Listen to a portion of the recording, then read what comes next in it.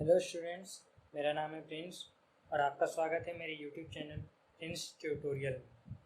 आज हम पढ़ने वाले हैं class 10 reflection of light and laws of reflection.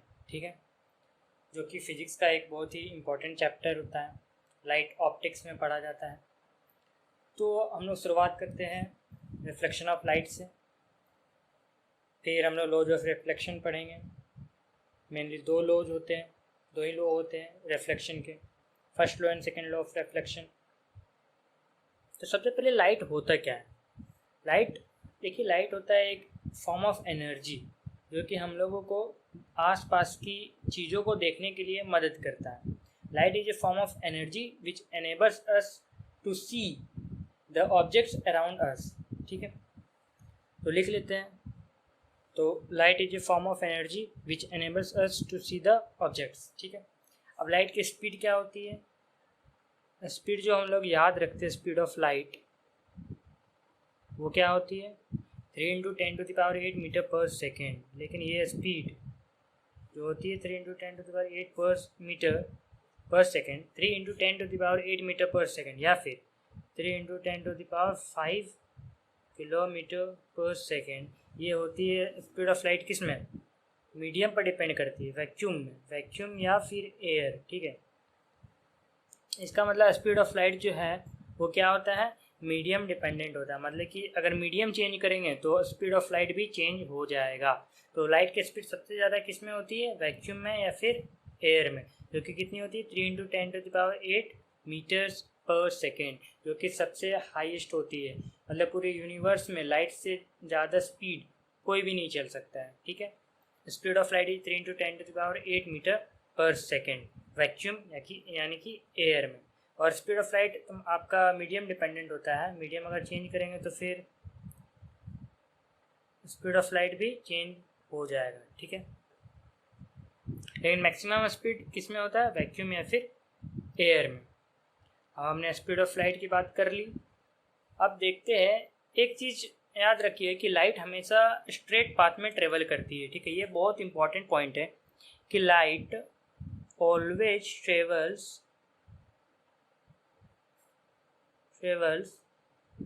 in a straight path, ठीक है, हमेशा सीधे रास्ते में ही लाइट चलेगी। ठीक है, हमेशा सीधे रास्ते में, हमेशा, कभी भी, मतलब लाइट नेवर बेंड। ठीक है, लाइट कभी भी बेंड नहीं करेगी। लाइट ऐसी कभी नहीं चलेगी, ऐसी कभी एक डायरेक्शन में ऐसी गई फिर अचानक ऐसे मुड़ गई, ऐसे नहीं होती है।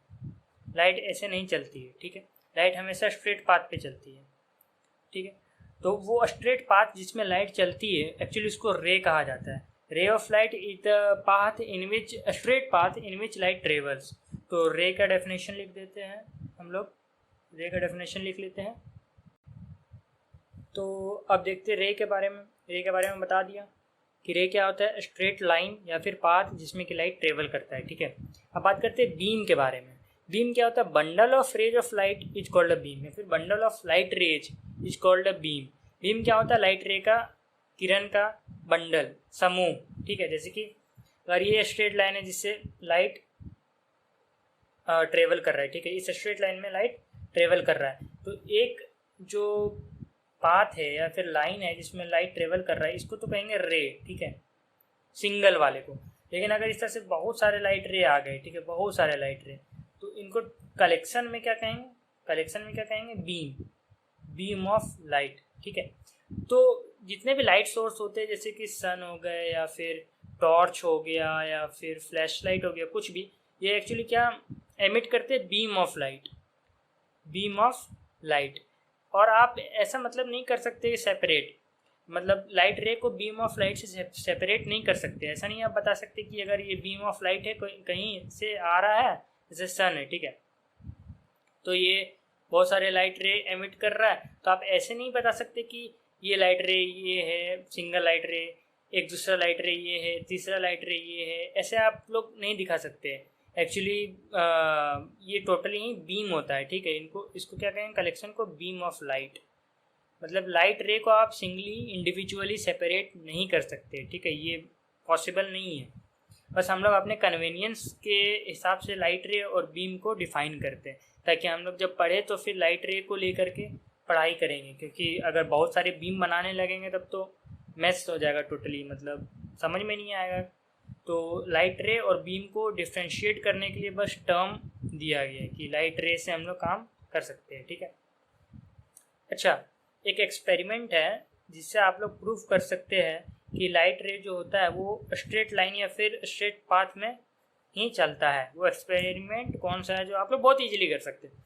जैसे कि एक पाइप ले लेते हैं, ठीक है, एक होलो पाइप है ये, ठीक है, होलो पाइप, ठीक है।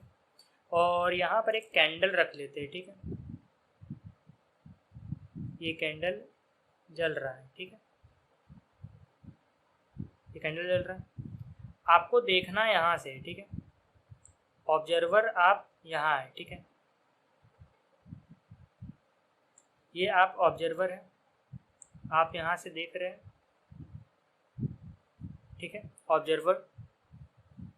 तो आपको ये लाइट कैंडल जो जली हुई है वो आपको आराम से दिख जाएगी, क्योंकि लाइट रे जो कैंडल से आएगी वो सीधा सीधा आपके आंखों में जाएगी स्ट्रेट पाथ से, होलो पाइप से, ठीक है। ये होलो है, अंदर में कुछ है नहीं, तो फिर आराम से दिख जाएगा। अब दूसरे एक्सपेरिमेंट में क्या हुआ कि पाइप होलो है इस बार भी, ठीक है, लेकिन बेंट है, ठीक है, बेंट है। और अब यहाँ पर कैंडल जल रहा है, ठीक है, ये कैंडल है, ठीक है, मान लेते हैं ये कैंडल है, ये जल रहा है, और आप ऑब्जर्वर यहाँ है, ठीक है, ये हो गया ऑब्जर्वर, ठीक है। तो लाइट कैंडल से जब लाइट निकलेगी तो ये तो स्ट्रेट पाथ में जाएगी, ये तो सीधा जाएगी, ठीक है, ये तो यहाँ पर ब्लॉक हो जा रहा है, ठीक है ना, यहाँ पर तो ब्लॉक हो जा रहा है आपका लाइट रे। ये जो कैंडल से लाइट निकला वो तो आपका यहाँ जाके ब्लॉक हो गया ना, यहाँ तक आपको आपकी आंखों तक पहुँचा ही नहीं लाइट रे। तो क्या ये कैंडल आपको दिखेगी? नहीं दिखेगी। You can not see the candle in this setup while you can see the candle clearly in this setup. Okay, ये था एक्सपेरिमेंट जो आप लोग आराम से घर में कर सकते हैं। ये क्या दिखाता है कि light always travels in a straight path, always travels in a straight path, ठीक है, लाइट नेवर बेंड्स। तो अब हम बात करते हैं रिफ्लेक्शन ऑफ लाइट की। तो रिफ्लेक्शन क्या होता है? Reflection is a phenomena in which light ray bounces back to the same medium after striking a polished object that is mirror, ठीक है। रिफ्लेक्शन में क्या होता है, कोई भी लाइट रे अगर कोई सोर्स से आ रही है, ठीक है, तो कोई पॉलिश्ड ऑब्जेक्ट से टकरा कर वापस उसी मीडियम में चली जाती है। तो इस फिनोमिना, इस प्रोसेस को क्या कहेंगे? Reflection of light. जैसे कि मिरर जैसे कि आईना में क्या होता है, जैसे कि ये मिरर है, ठीक है, आपने एक टॉर्च से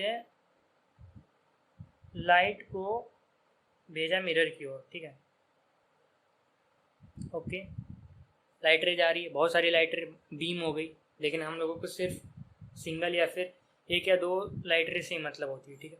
तो लाइट रे वापस मिरर में गया, मिरर में गया, ठीक है, लाइट रे जा रहा है मिरर में, बहुत सारी लाइट रे निकली, मैंने एक लाइट रे इस तरह की ले ली, ठीक है, ये लाइट रे मिरर में आकर गिरी, ठीक है। अब मिरर क्या करेगा? ये तो पॉलिश्ड ऑब्जेक्ट है, ये आपका मिरर है, ठीक है, मिरर है। मिरर कैसा होता है? पॉलिश्ड होता है। पॉलिश्ड मतलब पूरी इसकी जो सरफेस होती है बहुत चिकनी होती है, मतलब बहुत ही पॉलिश्ड होती है, ठीक है, एकदम स्मूथ सरफेस। क्या होता है? Smooth surface. हर किसी सरफेस से रिफ्लेक्शन नहीं होता है, सिर्फ स्मूथ सरफेस से ही रिफ्लेक्शन पॉसिबल है, ठीक है। जैसे कि आप लोग हमेशा मिरर में ही चेहरा देख पाते हैं, फिर कोई भी पॉलिश्ड ऑब्जेक्ट या फिर स्मूथ सरफेस होता है उसमें ही आप चेहरा देख सकते हैं। बाकी और भी अदर ऑब्जेक्ट्स पर आप अपने चेहरा नहीं देख सकते। जैसे कि दीवार है तो उसमें आप अपना चेहरा नहीं देख सकते, क्योंकि वहाँ पर रिफ्लेक्शन पॉसिबल नहीं है, रिफ्लेक्शन ऑफ लाइट। तो रिफ्लेक्शन में होता है क्या है कि लाइट रे जो आ रही है, जब स्मूथ सरफेस से टकराएगी लाइट रे, तो ये स्मूथ सरफेस क्या करता है कि ये लाइट रे जिस मीडियम से आई है, जिस डायरेक्शन से आई है, उसी डायरेक्शन में भेज देती है वापस, कि भैया तुम आ रहे हो इधर से तो वापस उसी डायरेक्शन में चले जाओ, चली गई। ये जैसे कि एयर है, ठीक है, यहाँ पर तो एयर मीडियम है, मीडियम कौन सा है, एयर, इस साइड भी एयर ही है, वाटर तो है नहीं, ठीक है। तो इस सेटअप को हम लोग वाटर में भी कर सकते हैं, ऐसे कुछ ज़रूरी नहीं है कि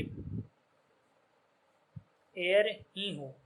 जैसे कि चलिए, जैसे कि ये एक बकेट है, ठीक है, बकेट है जिसमें पानी भरा हुआ है, जिसमें पानी भरा हुआ है, फुल पानी भरा हुआ है, ओके, फुल पानी भरा हुआ है। लेकिन इसके बकेट के एक सरफेस में यहाँ पर मिरर है, इस सरफेस पर पॉलिश्ड सरफेस है। आप समझ रहे हैं ना, 3D देखिए, 3D विजुअलाइज करने की कोशिश कीजिए। ये बकेट है, इसका जो एक फेस है, इस डायरेक्शन वाला फेस, ये सिल्वर्ड मिरर में आगे पढ़ेंगे कि सिल्वरिंग ऑफ मिरर, ये सब मिरर टाइप्स में पढ़ेंगे आगे, लेकिन इतना जान लीजिए ये बहुत ज़्यादा पॉलिश्ड है सरफेस, ठीक है। अब यहाँ पर अगर लाइट रे आता है, ठीक है, लाइट रे अगर आता है, किस मीडियम से आ रहा है, एयर मीडियम में, अंदर में कौन सा मीडियम है, वाटर, और ये कैसा सरफेस है, पॉलिश्ड सरफेस है, ये कैसा सरफेस है, पॉलिश्ड सरफेस है। तो फिर ये जो स्मूथ सरफेस है, ये लाइट रे को अंदर जाने ही नहीं देगा वाटर में। ये एक्चुअली क्या करेगा कि जिस मीडियम से आया है, एयर से आया है, तो वापस एयर में भेज देगा लाइट रे को। जब ये पॉलिश सरफेस में टकराएगी लाइट रे, तो फिर वापस मुड़ जाएगी सेम मीडियम में, ठीक है। इसी फिनोमिना, इसी प्रोसेस को कहते हैं रिफ्लेक्शन ऑफ लाइट। और यही रिफ्लेक्शन ऑफ लाइट होता है जिससे हम लोग किसी भी ऑब्जेक्ट को देख पाते हैं। एक्चुअली हम किसी भी ऑब्जेक्ट को क्यों देखते हैं या फिर कैसे देखते हैं, इसका क्या प्रोसेस है किसी भी ऑब्जेक्ट को देखने का। देखिए हम लोग कैसे देखते हैं कोई भी ऑब्जेक्ट को, ठीक है। जैसे कि यहाँ पर कोई इंसान है, ठीक है, और यहाँ पर भी एक कोई इंसान है। अब इस इंसान को, इसको ए मान लेते, इसको बी मान लेते। अब ए को बी कैसे दिख रहा है या बी को ए कैसे दिख रहा है, क्यों दिख रहा है, क्या रीजन है जिससे मतलब ए बी को देख पा रहा है। तो देखिए यहाँ क्या हो रहा है, यहाँ पर कोई लाइट सोर्स है, मान लेते हैं सन, ठीक है, ये बाहर में खड़े हैं धूप में। तो सन से लाइट रे बहुत सारी आ रही है, हर डायरेक्शन में आ रही है, ठीक है। तो ये लाइट रे बी पर पड़ेगी, बहुत सारी लाइट रे पड़ेगी, बहुत सारी लाइट रे, और बी का बॉडी पार्ट जो है, बॉडी जो है वो बहुत सारी लाइट एब्जॉर्ब कर लेगा, ठीक है, बहुत सारी लाइट एब्जॉर्ब कर लेगा, ट्रांसमिट नहीं होने देगा, ठीक है। लेकिन बहुत सारी लाइट रे क्या करेगा, वो रिफ्लेक्ट भी कर देगा। ऐसा नहीं है कि मतलब रिफ्लेक्ट नहीं करेगा, मतलब प्योरली एब्जॉर्ब कर ले, ऐसा नहीं है। ये स्मूथ सरफेस नहीं है, मानता हूँ स्मूथ सरफेस नहीं है, लेकिन बहुत कम, मिनिमल रिफ्लेक्शन होगा जरूर, ठीक है। तो जब बी में लाइट रे टकराएगी, जब सन से लाइट रे आई और बी में टकराई, ठीक है, बहुत सारा लाइट रे रिफ्लेक्ट हो जाएगा, कुछ ए की तरफ चला जाएगा, कुछ इधर चला जाएगा। तो जो लाइट रे ए की आंखों में पड़ा बी से टकराने के बाद, तो ये लाइट रे बी को देखने में, ए को बी देखने में मदद कर रहा है, समझ रहे ना। ए को बी क्यों दिख रहा है, क्योंकि ए को बी से लाइट रे आती हुई दिख रही है, इसलिए बी का इमेज ए के आंखों में बन जा रहा है। समझ में आया, इमेज मतलब फोटो, ठीक है। फोटो क्यों बन रहा है बी का, क्योंकि लाइट रे बी से टकराने के बाद ए की आंखों में जा रहा है। ये प्रोसेस होता है किसी भी ऑब्जेक्ट को देखने का। तो reflection allows us to see the objects, ठीक है। रिफ्लेक्शन ही वो फिनोमिना है जिसके कारण हम लोग किसी भी ऑब्जेक्ट को देख पाते हैं, क्योंकि लाइट रे वहाँ से टकराने के बाद हमारी आंखों में आती है। क्योंकि बी लाइट रे तो थोड़ी छोड़ रहा है, बी के पास कोई लाइट सोर्स ही नहीं है कि बी अपना लाइट रे खुद दे ए को। एक्चुअली ये लाइट रे कहाँ से टकरा के भेज रहा है, सन से। वही होता है सन और मून का जो लाइट होता है। एक्चुअली मून लाइट एमिट नहीं करता है, मून को हम लोग जो देखते हैं रात में, चांद को देखते हैं, वो चांद का रोशनी नहीं होता है, वो एक्चुअली सन जो है वो अपना लाइट जब जाती ट्रेवल करती है स्पेस में, तो वो लाइट रे मून पे पड़ती है और मून का सरफेस लाइट रे को रिफ्लेक्ट करता है अर्थ की तरफ, जिस कारण हम लोग मून को देख पाते हैं। तो एक्चुअली वो मून का लाइट नहीं होता है, वो सन का लाइट होता है जो रिफ्लेक्ट कर देता है मून, जिस कारण हम लोग मून को देख पाते हैं और मून चमकता है रात को, ठीक है। ये हो गया रिफ्लेक्शन ऑफ लाइट का कंसेप्ट। अब रिफ्लेक्शन ऑफ लाइट जो होते हैं, बहुत दो नियम होते हैं एक्चुअली रिफ्लेक्शन ऑफ लाइट को गवर्न करने के लिए। मतलब रिफ्लेक्शन तो देख लिया हमने कि हाँ लाइट रे आता है, जिस मीडियम से आता है उसी मीडियम में वापस चला जाता है। तो किस प्रोसेस की, मतलब कोई लो तो होगा ना, कुछ नियम तो होंगे ना जाने के सेम मीडियम में। ऐसा नहीं है कि टकराया वापस किसी भी तरह चला गया और सेम मीडियम में, ऐसा नहीं होता है। मतलब कुछ नियम होते हैं, कुछ लॉ होते हैं जिसके हिसाब से ये रिफ्लेक्शन होता है। तो लॉज ऑफ रिफ्लेक्शन ही वो नियम है जिसके बदौलत रिफ्लेक्शन सही से हो पाता है, या फिर हम लोग रिफ्लेक्शन को जिस तरह से समझते हैं वो दो नियम से हम लोग रिफ्लेक्शन ऑफ लाइट को समझते हैं। तो दो नियम क्या क्या है आइए देखते हैं। फर्स्ट लॉ ऑफ रिफ्लेक्शन क्या कहता है, देखिए दो नियम होते हैं रिफ्लेक्शन के। तो पहला नियम क्या कहता है रिफ्लेक्शन का, incident ray, reflected ray and normal at the point of incidence all lie in the same plane. बहुत अच्छा, ये तो डेफिनेशन हो गया। अब इसका मतलब क्या होता है आइए समझते हैं इसका मतलब। सबसे पहले तो incident ray, reflected ray, normal, point of incidence, ये सब टर्मिनोलॉजी जान लेते हैं, ठीक है। इसमें ज़्यादा कन्फ्यूजन नहीं करना है। देखिए रिफ्लेक्शन के लिए ज़रूरी है पॉलिश्ड सरफेस। तो आइए बनाते हैं पॉलिश्ड सरफेस जिससे रिफ्लेक्शन होगा। ये बन गया मेरा पॉलिश्ड सरफेस। ये मिरर, ठीक है, मिरर लिख देता हूँ। मिरर के बारे में आगे पढ़ेंगे डिटेल में। तो ये मिरर हो गया। अब इस मिरर में लाइट रे जिधर से आ रही है, ठीक है,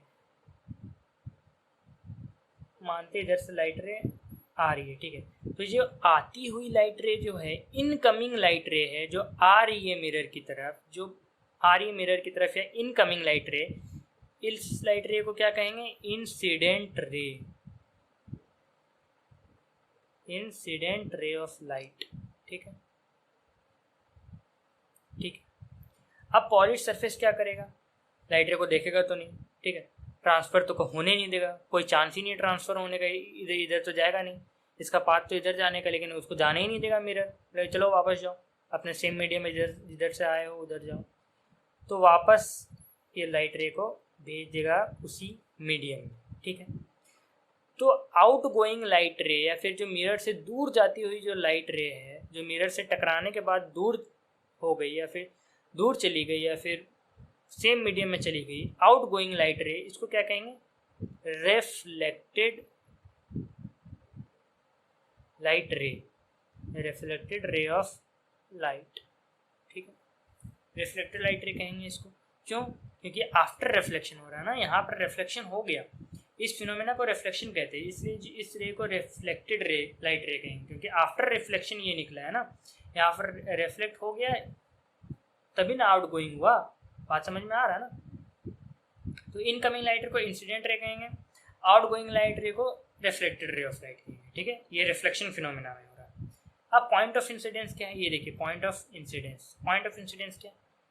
अब इंसिडेंट हुआ जो लाइट रे मिरर पे हुआ, ठीक है, तो मिरर पे एक पॉइंट पे हुआ ना, ऐसा नहीं है ना कि यहाँ हो गया यहाँ हो गया, ऐसा नहीं। इसी लाइट रे के बारे में बात कर रहे हैं, सिंगल लाइट रे के बारे में बात कर रहे हैं, ठीक है, सिंगल लाइट रे के बारे में बात कर रहे हैं। तो इस पॉइंट पे इंसिडेंस हुआ, ये पॉइंट, ये बिंदु, तो इस बिंदु को क्या कहेंगे पॉइंट ऑफ इंसिडेंस, क्या कहेंगे पॉइंट ऑफ इंसिडेंस, ये पॉइंट है, ठीक है ना, इसलिए इसको पॉइंट ऑफ इंसिडेंस कहेंगे। इंसिडेंस क्यों कहें इसको, इंसिडेंस क्यों कहे, क्योंकि यहाँ पर इंसिडेंट हो रहा है, इंसिडेंट मतलब आ रहा है, इनकमिंग हो रहा है, मतलब जहाँ गिर रहा है, जहाँ पे ड्रॉप हो रहा है, उसको कहेंगे इंसिडेंट। तो पॉइंट है इसलिए पॉइंट ऑफ इंसिडेंस नाम दिया गया, ठीक है। अब नॉर्मल, नॉर्मल तो आप लोग जानते हैं परपेंडिकुलर, नॉर्मल होता है परपेंडिकुलर, ठीक है।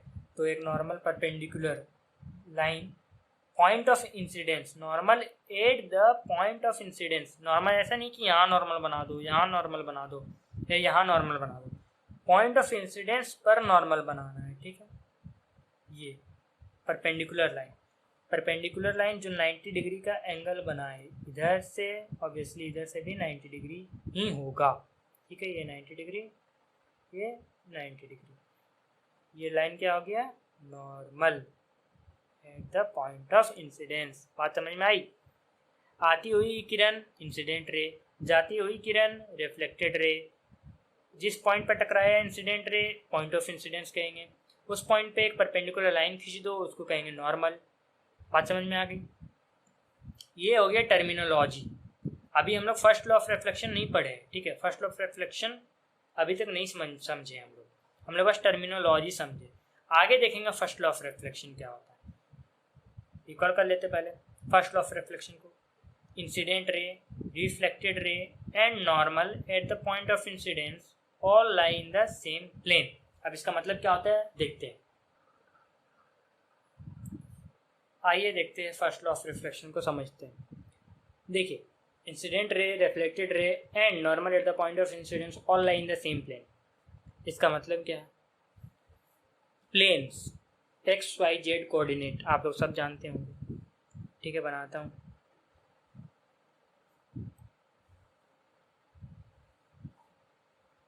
लाइन स्टेडी हो जा रही है, ठीक है। ये एक और ठीक है, इसको एक्स एक्सिस से मान लेते हैं, इसको वाई एक्सिस लिख देते हैं और इसको जेड एक्सिस लिख देते हैं, ठीक है। अब देखिए प्लेन किसको कहते हैं? प्लेन कोई भी दो एक्सिस का जो सरफेस होता है, जो दो एक्सिस जो एरिया घेरते हैं उसको प्लेन कहते हैं। जैसे कि एक्स और वाई एक्सिस कौन सा एरिया घेर रहे हैं, दोनों को इंक्लूड किया जाए तो ये एक्स एक्सिस और वाई एक्सिस का ये पार्ट है, ये एरिया है। तो इस प्लेन को क्या कह देंगे? एक्स वाई प्लेन, ठीक। ये एक प्लेन हुआ जिसको एक्स वाई प्लेन कहेंगे। अब देखिए इस डायरेक्शन में भी एक्स और वाई प्लेन है, ठीक है ना। ये नेगेटिव एक्स है और पॉजिटिव वाई, तो फिर इस प्लेन को भी कहेंगे एक्स वाई प्लेन। नीचे जो प्लेन है ये नीचे नीचे नीचे नीचे जी एक्सिस को मत मानिए, जेड एक्सिस एक्चुअली पेपर में नहीं बनाया जा सकता, ये एक्चुअली इस तरह से है, ठीक है ना। अगर एक्स एक्सिस इधर है, वाई एक्सिस इधर है, तो ये जो पेन है ये जेड एक्सिस होगा, आउट ऑफ द पेपर, ठीक है, आउट ऑफ द पेपर। इसको हम लोग पेपर में नहीं दिखा सकते, 3 डायमेंशनल तभी तो कहेंगे ना, पेपर को नहीं दिखा सकते ना पेपर पर। पेपर एक्चुअली 2 डायमेंशनल होता है, इसमें आप 2 डायमेंशन ही दिखा सकते। 3rd डायमेंशन को तो आपको दिखाने के लिए फिर बाहर आना पड़ेगा पेपर से। तो ये नीचे वाला प्लेन भी एक्स वाई प्लेन हो गया। अब ये जो प्लेन मान लेते हैं ये जेड एक्सिस है, ठीक है। पेपर में जो मैंने ड्रॉ किया उसको मत देखिए, ये पेन को देखिए, ठीक है। ये पेन जेड एक्सिस हुआ, ये हवा में, ठीक है, और ये वाई एक्सिस है। तो अगर मैं यहाँ पर कोई प्लेन रख दूँ, यहाँ पर कुछ चीज़ रख दूँ, तो ये जेड एक्सिस हुआ, ये मेरी अंगूठा देखिए, ये जेड एक्सिस हुआ और ये वाई एक्सिस हुआ। तो ये प्लेन जो ये एरिया घेरा है, इस प्लेन को क्या कहेंगे? वाई जेड प्लेन, ठीक है, वाई जेड प्लेन। ये वाई एक्सिस है, ये एक्स एक्सिस है। ऐसा नहीं है कि इधर ही एक्स एक्सिस होगा, इधर वाई एक्सिस होगा, आप कहीं भी ले सकते हैं एक्सिस। मैं इसको भी एक्स लिख सकता हूँ, ठीक है। तो क्या कह रहा था मैं? ये जो प्लेन हुआ ये वाई जेड प्लेन हुआ, ठीक है। अब ये जेड प्लेन है और ये एक्स एक्सिस है। तो इस तरह का प्लेन अगर खड़ा है, इस तरह का, मैंने इस तरह का बताया वाई जेड प्लेन, इस तरह का अगर प्लेन खड़ा है इस तरह का, तो ये क्या हो गया? एक्स जेड प्लेन, ठीक है। बात समझ में आई?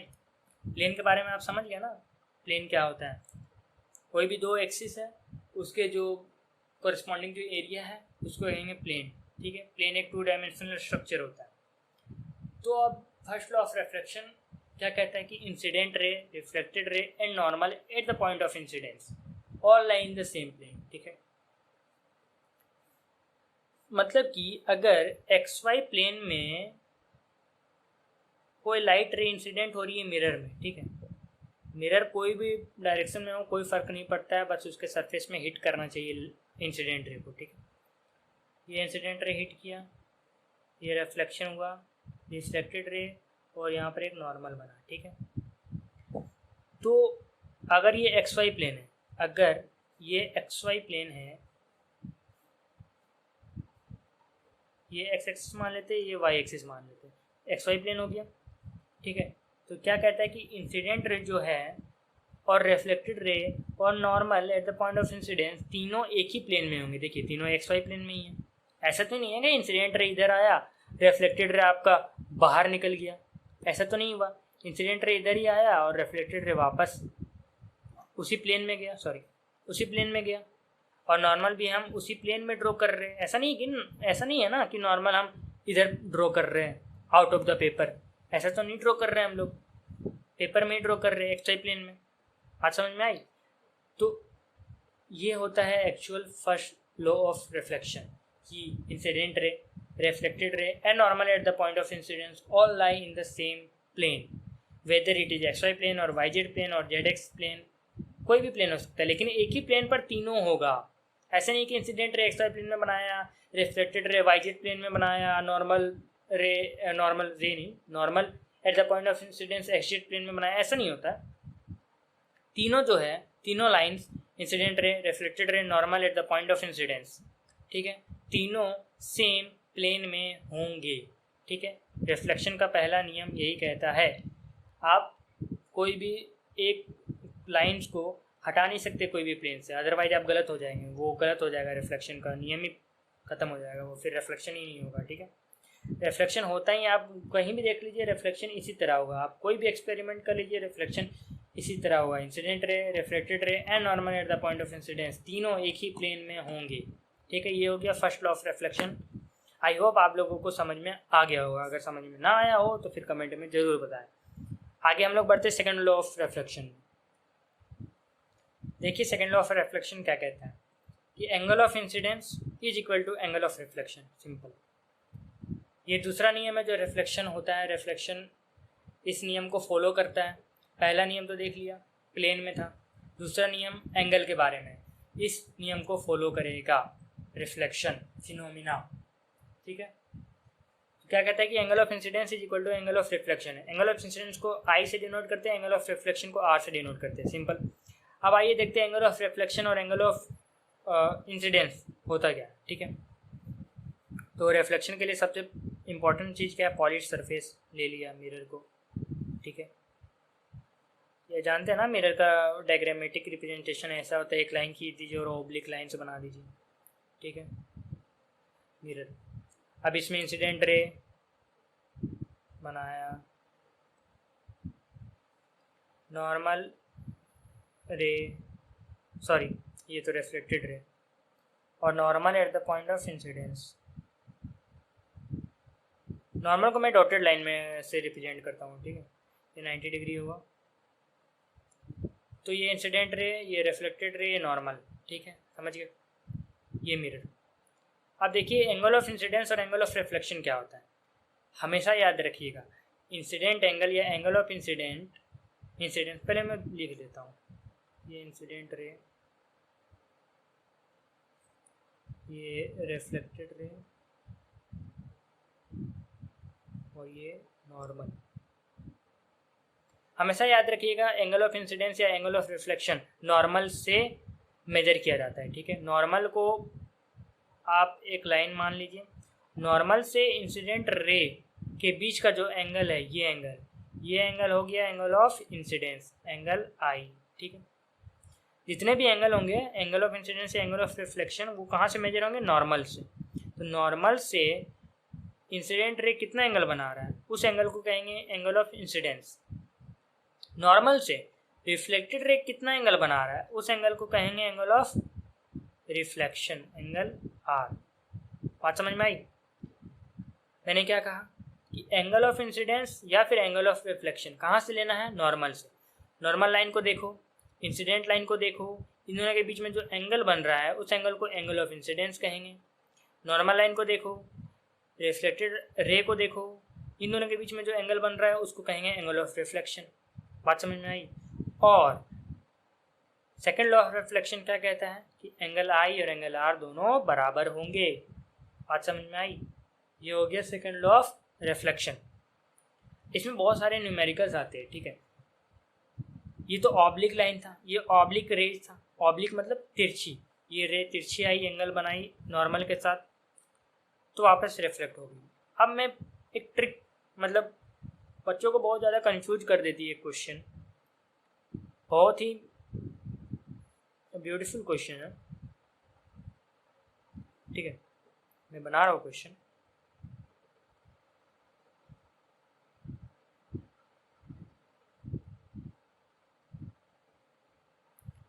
ये मिरर है, ठीक है।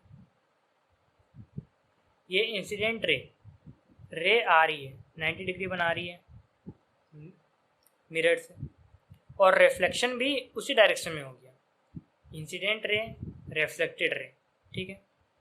अब पूछा जाता है कि यहाँ पर बताओ बच्चों कि एंगल आई कितना है और एंगल आर कितना है। तो 90% स्टूडेंट्स ये जवाब देंगे कि एंगल 90 डिग्री है, angle I angle R 90 degree है। ऑब्वियसली दिख रहा है फिगर में 90 बना हुआ है, 90 है, बिल्कुल सही। जी नहीं, गलत, 90 डिग्री नहीं है। यहाँ पर एंगल क्या हो जाएगा, 0 डिग्री। क्यों? मैंने क्या बताया था कि एंगल ऑफ इंसिडेंस या एंगल ऑफ रिफ्लेक्शन कहाँ से मेजर करते हैं, नॉर्मल से। तो यहाँ पर पहले नॉर्मल ड्रॉ करो। नॉर्मल जब मैंने ड्रॉ किया तो इसी लाइन में आया नॉर्मल, ठीक है। नॉर्मल को देखो, इंसिडेंट रे को देखो, सेम लाइन में कौन सा एंगल बनाएगा, 0 है, 0 डिग्री। तो एंगल ऑफ इंसिडेंस 0 डिग्री। और सेकंड लॉ ऑफ रिफ्लेक्शन कहता है कि एंगल ऑफ इंसिडेंस और एंगल ऑफ रिफ्लेक्शन बराबर होता है, तो ये भी 0 डिग्री। लेकिन फिर भी देख लेते हैं, ये नॉर्मल है, रिफ्लेक्टेड रे इसी लाइन पे है, दोनों सेम लाइन पे है, तो एंगल 0 डिग्री। तो एंगल ऑफ रिफ्लेक्शन भी हुआ 0 डिग्री। बात समझ में आई? जितनी भी एंगल से है, एंगल ऑफ इंसिडेंस और एंगल ऑफ रिफ्लेक्शन कहाँ से मेजर करना है, नॉर्मल से। नॉर्मल को देखो। इसलिए कोई भी आपको मिरर वगैरह कुछ भी दे दिया जाए ना क्वेश्चन में, तो सबसे पहले आपको एक ही काम करना है कि इंसिडेंट रे को पहचानो, पॉइंट ऑफ इंसिडेंस को देखो, पॉइंट ऑफ इंसिडेंस और मिरर के बीच में एक 90 डिग्री नॉर्मल बना दो, ठीक है। ये जो नॉर्मल होता है मिरर और इंसिडेंट रे, सॉरी, मिरर से नॉर्मल होता है, ऐसे नहीं कि कहीं से भी नॉर्मल बना दो, इंसिडेंट रे का नॉर्मल बना दो, ऐसा नहीं होता। ये जो नॉर्मल मैंने बनाया eight the point of incidence, ये पॉइंट ऑफ इंसिडेंस कहाँ पर है, मिरर पे, तो मिरर के नॉर्मल है ये लाइन, ठीक है। तो आपका पहला काम ये है कि इंसिडेंट रे को पहचानो, पॉइंट ऑफ इंसिडेंस देखो मिरर पर, और मिरर के परपेंडिकुलर एक लाइन ड्रॉ कर दो, ठीक है। बस इतना ही काम करना है आपको। उसके बाद फिर नॉर्मल से इंसिडेंट रे के बीच का angle, angle of incidence, normal से रिफ्लेक्टेड रे के बीच का एंगल, एंगल ऑफ रिफ्लेक्शन, और दोनों को बराबर कर दो। ये हो गया second law of reflection complete. और मैं बहुत सारे क्वेश्चंस पोस्ट कर दूंगा तो वीडियो में, तो फिर आप लोग ज़रूर देखिएगा क्वेश्चन, एंगल ऑफ इंसिडेंस और एंगल ऑफ रिफ्लेक्शन से रिलेटेड बहुत सारे क्वेश्चन, और सॉल्व कीजिएगा ज़रूर उसे। और अगर सॉल्व ना हो पाया तो फिर मैं ज़रूर एक वीडियो बना दूंगा, कमेंट पे ज़रूर बता दीजिएगा कि ये पार्ट सॉल्व नहीं हुआ, ये सॉल्व नहीं हुआ, तो मैं ज़रूर बता दूंगा, बना दूंगा एक न्यू वीडियो उसके सॉल्यूशन पर। आई होप आप लोगों को समझ में आ गया होगा हमने क्या क्या पढ़ा आज। रिफ्लेक्शन पढ़ा और लॉज ऑफ रिफ्लेक्शन पढ़ा, first law and second law of reflection. अगर कोई पार्ट आपको समझ में ना आया हो ना, तो फिर कमेंट में ज़रूर लिख दीजिएगा, इससे ज़्यादा मोटिवेशन मिलती है। और वीडियो को ज़रूर शेयर कीजिएगा और लाइक कर दीजिएगा वीडियो को, और सब्सक्राइब कर दीजिएगा चैनल को। आई नो कि बहुत लेट से वीडियो डालता हूँ, बट जो भी है यार, इतना ही हो पाता है। तो thank you very much and have a nice day.